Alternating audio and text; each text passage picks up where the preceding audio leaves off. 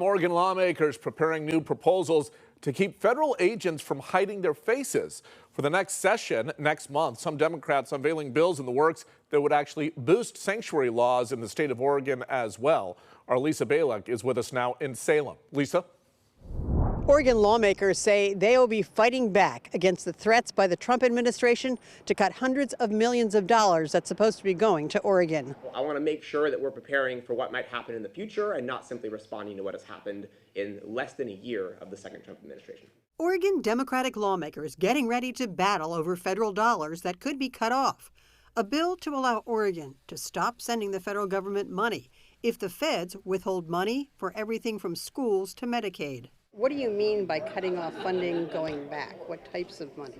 Yes, so the thing that we're not going to touch is our Oregonians' federal income taxes. That's what other states have tried to do, and no state has passed it into law yet. What we're looking at is direct payments from Oregon or its state agencies directly to the federal government. There's also a bill to protect Oregon's public lands from development. More than 50% of the state is actually public land. Federal discussions underway to remove those protections that have prevented roads, logging, and mining in national forests. Congressional Republicans looking at public lands as though they are a piggy bank for private industry and commercial development. I think we've been very upfront in Oregon that our public lands are not for sale. Lawmakers will also introduce a law enforcement accountability and visibility measure that in part would require law enforcement agencies to have a public policy on face coverings that generally prohibit masking.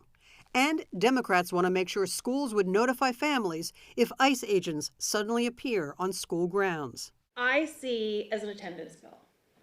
And as a state, we've been very concerned about school attendance. And if we, by giving parents and families and staff good information, can enable students to come to school. I found out there are also efforts to put some ballot initiatives before voters in November to make decisions on some of these ideas as well. In Salem, Lisa Balick, KOIN 6 News.